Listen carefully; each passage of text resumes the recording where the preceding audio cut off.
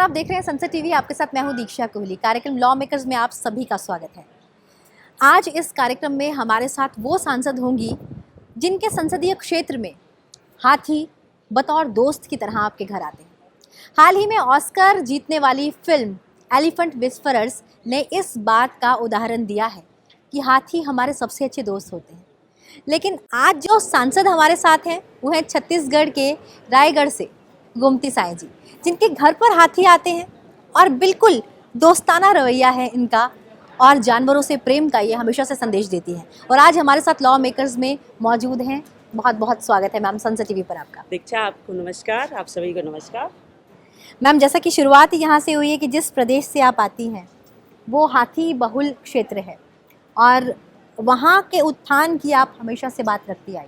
लेकिन शुरुआत में करूँगी 2019 में 17वीं लोकसभा में बतौर सांसद पहली बार आपने प्रवेश किया।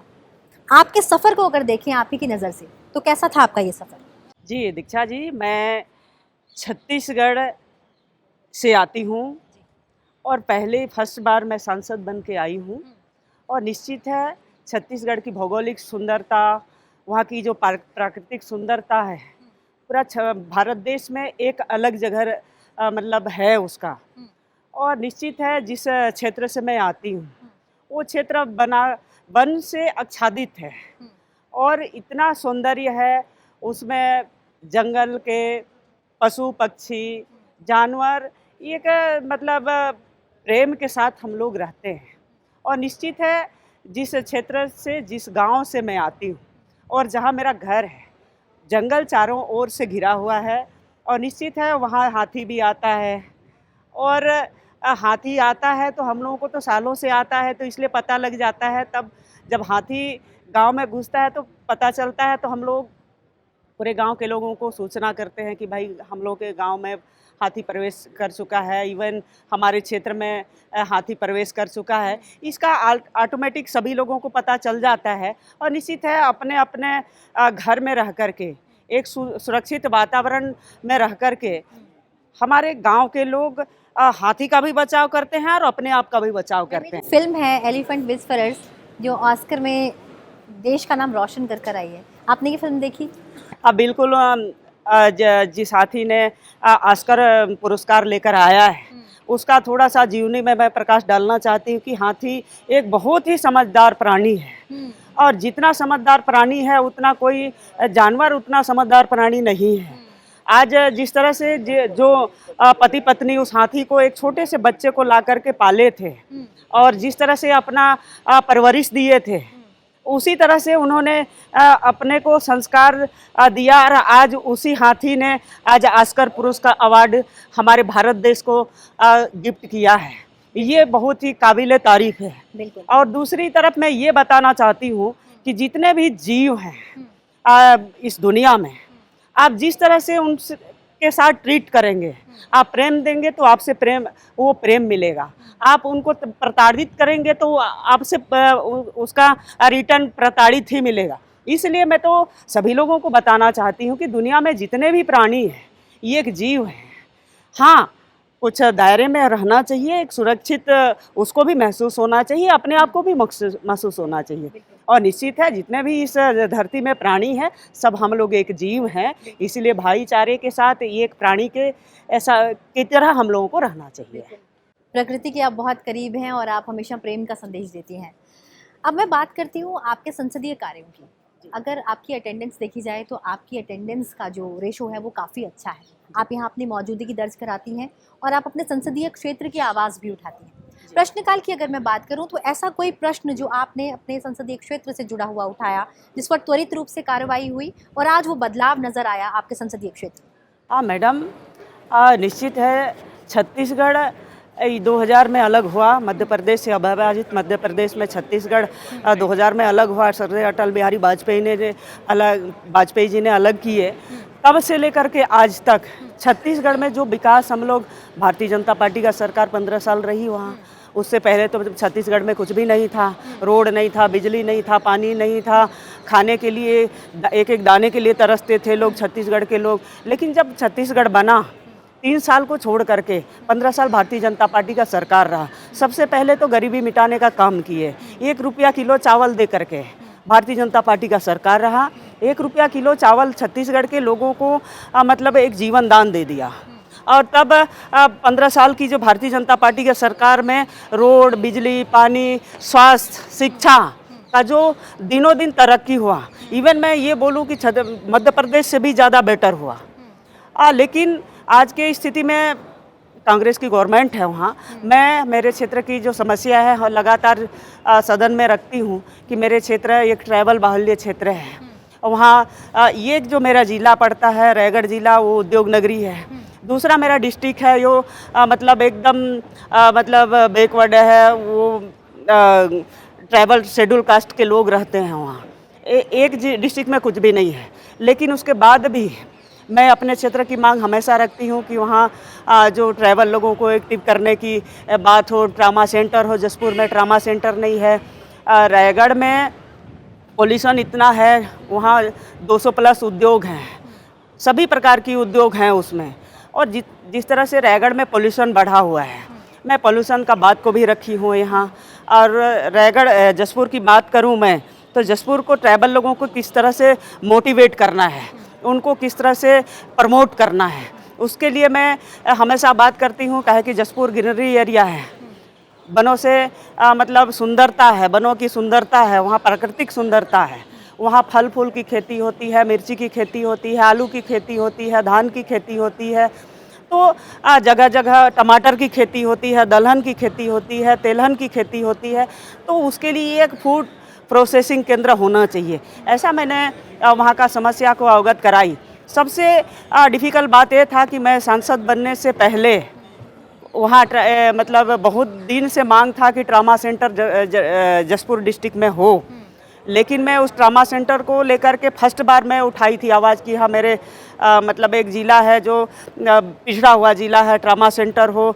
कोई गंभीर चोट लग जाता है, गंभीर कोई समस्या हो जाता है तो उसके लिए रांची झारखंड ले जाना पड़ता है या उड़ीसा दूसरे स्टेट ले जाना पड़ता है हॉस्पिटल के लिए।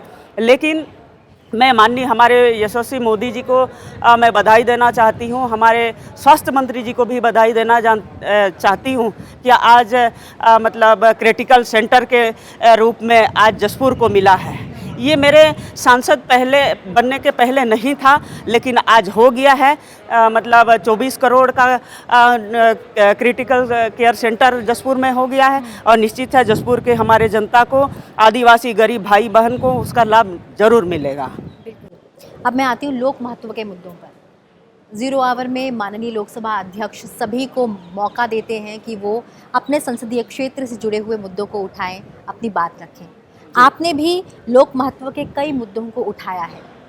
ऐसा कोई लोक महत्व का मुद्दा जो आपने उठाया हो, जिस पर आपने एक बदलाव लेकर आए आप अपने संसदीय क्षेत्र में, या आपको त्वरित रूप से उसका एक समाधान मिला हो और वो बदलाव आज बतौर आपके सांसद आपको नज़र आता हो अपने संसदीय क्षेत्र में, या लोग भी ये मानते हो कि हाँ क्योंकि आपको हमने अपना जनप्रतिनिधि चुना तो आपने हमारे लिए ये बदलाव ला कर दिया?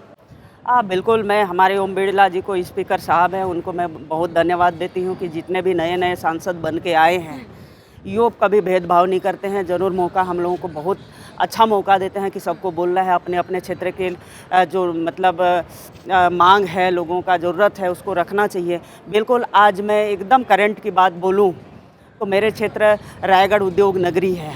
वहाँ रेलवे लाइन है, रेल गाड़ी चलती है वहाँ, लेकिन उद्योग नगरी होने के साथ साथ हमारे जितने भी उद्योगपति लोगों का, आम पब्लिक का भी, जनता का भी मांग था कि यहाँ जितना अधिक से अधिक ट्रेन का स्टॉपेज हो। ये करंट की मैं बात बोल रही हूँ। आज 4 ट्रेन का स्टॉपेज परसों दिन हमारे रेलवे मंत्री ने दे दिए हैं और निश्चित है उस क्षेत्र के लोग बड़े उत्साह के साथ मेरे को बधाई देने लगे, हमारे मोदी जी को बधाई देने लगे कि भाई मतलब रायगढ़ में 4 ट्रेन का स्टॉपेज हुआ है। ये बहुत ही लोक महत्वपूर्ण कार्य है।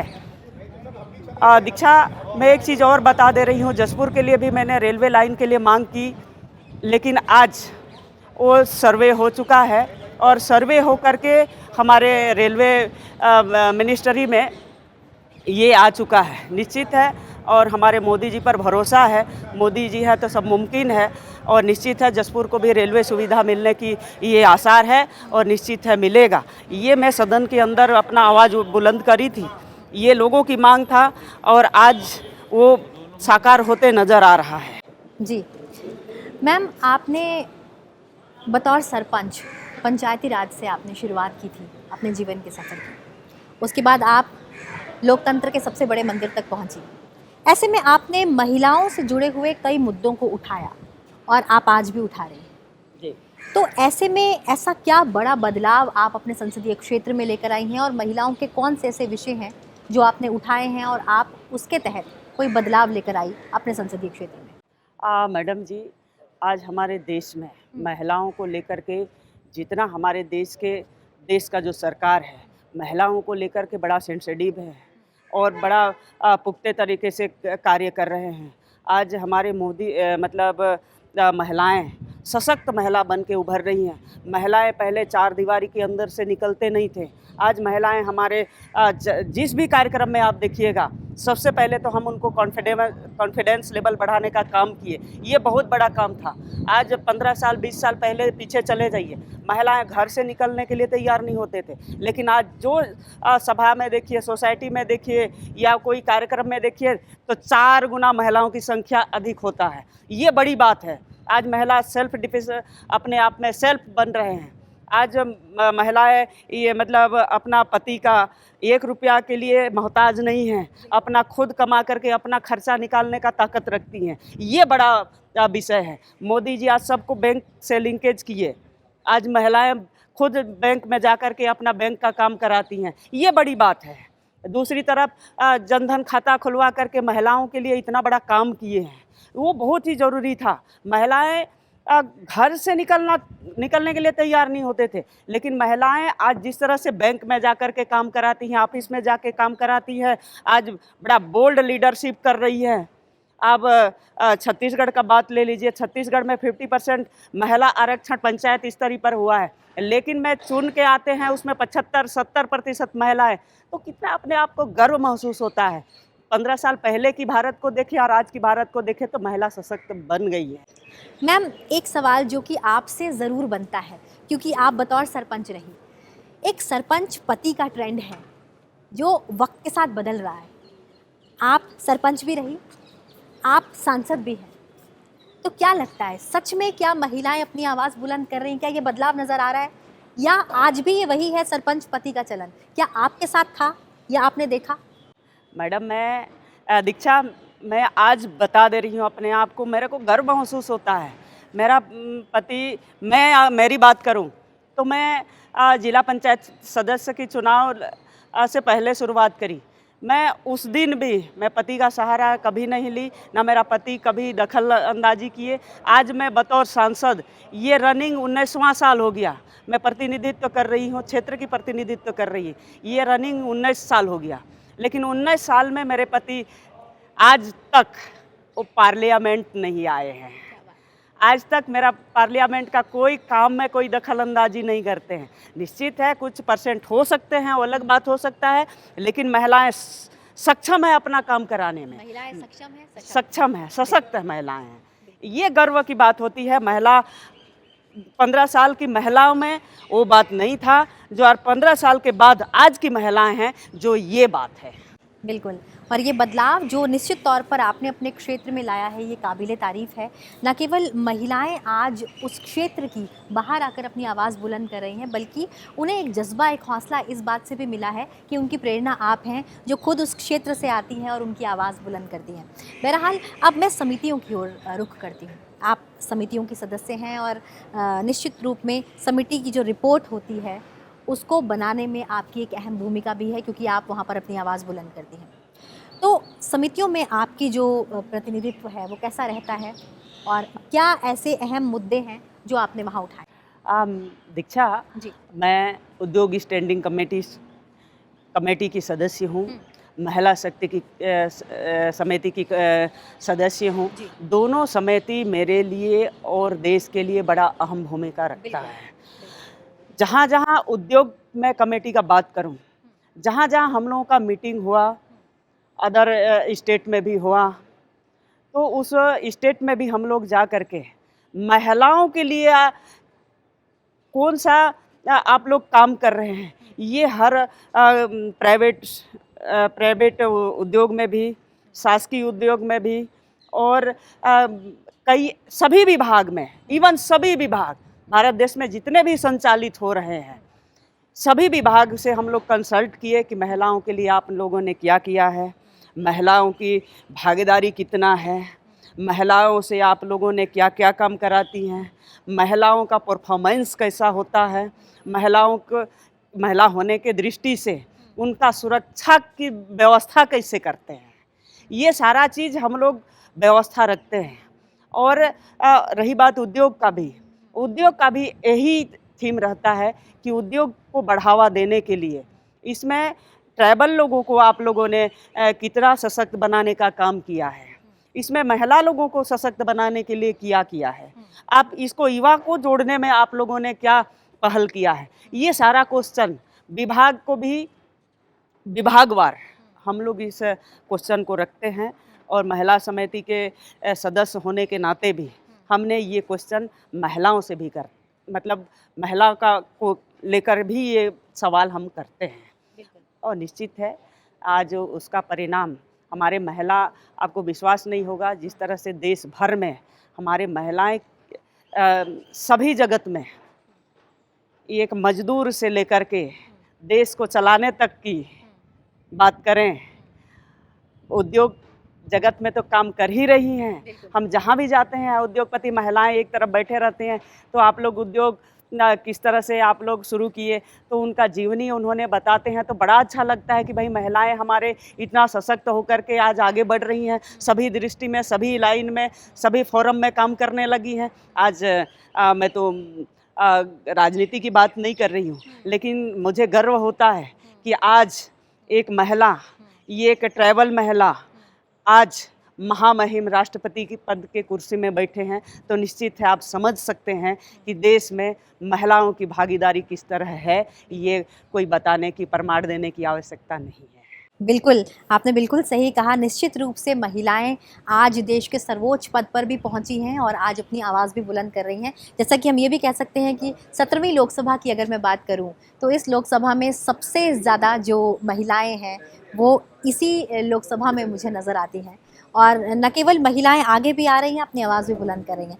अगर मैं बतौर सांसद आपके कार्य की बात करूँ, लॉ मेकर्स कार्यक्रम की हम बात कर रहे हैं, बहुत अहम जिम्मेदारी है एक बिल को एक्ट में बदलना, यानी कि कानून का निर्माण करना, निर्धारण करना और उसे जनता के लिए लेकर आना। ऐसे में लॉ मेकिंग में आपकी एक अहम भूमिका रहती है।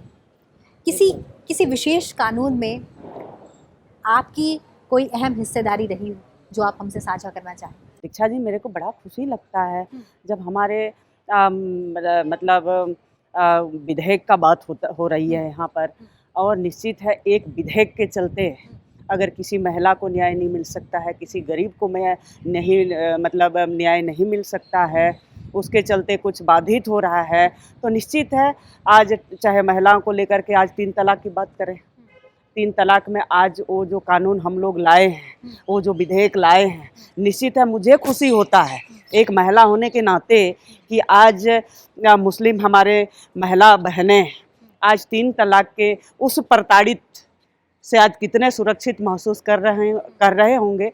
तो वो एक विधेयक से संशोधन करने से क्या होता है, आज एकदम दिल से पूछिएगा कि उस मुस्लिम हमारे महिला बहनों से पूछिएगा कि आज वो कितना सुरक्षित महसूस कर रहे होंगे। तो भले ही किसी के डर से वो नहीं बताएंगे अपने आप को, लेकिन दिल के अंदर से एक आवाज़ निकलेगी, क्या कानून लाए हैं और हमारी महिलाएं जो संसद में बैठी हैं वो हमारे लिए कितना अच्छा सोचे हैं। ये तो उनका भाग्य ही मतलब जान रहा है, उनका किस्मत जान रहा है, उनका मन जान रहा है, और दिल से कितना खुशी हो रहा है वो तो उस खुशी का एहसास उन्हीं को हो सकता है। बिल्कुल, रायगढ़ की जनता ने आपको लोकतंत्र के इस मंदिर तक पहुंचाया है अपनी आवाज़ उठाने के लिए। अगर मैं बतौर सांसद आपसे पूछूं, आप खुद को रेट कीजिए, तो आप कितनी रेटिंग खुद को देंगी? क्या लगता है आप कितना काम कर पाई और क्या कुछ बाकी? दीक्षा, मैं एक चीज़ बोलूं, मेरे को लोग बोलते हैं कि आप 400 किलोमीटर 500 किलोमीटर रन कैसे कर पाते हैं रोज दिन। पर मैं बोलती हूँ कि मेरे को काम करने की जज्बा है। हो सकता है कुछ विषयों में मैं पीछे हो सकती हूँ, काम करने के बाद भी मैं लोगों को जाहिर नहीं करा पाती हूँ, अलग विषय हो सकता है, लेकिन मुझे गर्व है और मुझे बड़ा आनंद महसूस होता है कि एक महिला जनप्रतिनिधि किस तरह से ईमानदारी के साथ काम करना, वो मैं कह सकती हूँ कि महिला जितना ईमानदारी के साथ और जितना एक्टिव हो करके और जितना एग्रेसिव हो करके काम करती हैं, शायद कोई नहीं कर पाएगा। बिल्कुल, और हम भी आपको शुभकामनाएं देते हैं कि आप इसी तरह से लगे रहिए, बदलाव लाते रहिए और अपने क्षेत्र का विकास करते रहिए। कार्यक्रम लॉ मेकर्स में आप हमारे साथ जुड़ी, आपने हमसे अपने सफ़र को साझा किया, आपका बहुत बहुत शुक्रिया मैम। Thank you. बहुत बहुत शुक्रिया मैम। तो ये थी हमारे साथ छत्तीसगढ़ के रायगढ़ से सांसद गोमती साय, जिन्होंने बताया कि एक बतौर महिला सांसद उन्हें कितना गर्व महसूस होता है कि वो अपने क्षेत्र की बात उठा पा रही हैं और वो लगातार इस कार्य में लगी रहेंगी और निरंतर विकास लाती रहेंगी। बहरहाल इस कार्यक्रम में फ़िलहाल इतना ही। लॉ मेकर्स में आपको और सांसदों से मुलाकात करवाएंगे और जानेंगे उनका सफ़र, उन्हीं की ज़ुबानी। तब तक के लिए, अभी के लिए मुझे दीजिए इजाज़त और देखते रहिए संसद टीवी। नमस्कार।